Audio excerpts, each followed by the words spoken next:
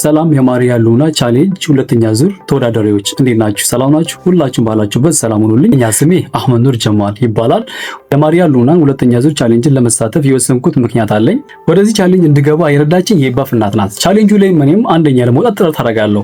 የኢባፍ እናት ማለት የማሪያ ሉና የመጀመሪያ ክፍል አሸናፊ ናት። የኢባፍ እናትን በቅርብ ጊዜ ነበር የተዋወቅኳት። ከተዋወቅኳትም በኋላ ብዙ ነገሮችን ከሷ ተምሬያለሁ።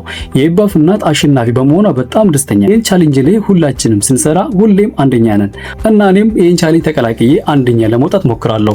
የተለያዩ ቪዲዮዎችን በመስራት ከዛ ውስጥ ያሉኝ ፕሮዳክት እቃዎች በደንብ አድርጌ በማስተዋወቅ ከዛም ውጭም ደግሞ የተለያዩ ቪዲዮዎችን በመስራት አንደኛ ለመውጣት ሞክራለሁ።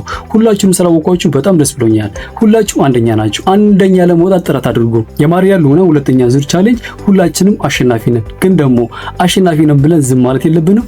አንደኛ ለመውጣት ሁል ጊዜ አንድ እርምጃ ወደፊት። በማሪያ ሉና በቻሌንጁ ቪዲዮ እስከምንገናኝ ድረስ ሁላችሁም ባላችሁበት ሰላም ሁኑልኝ።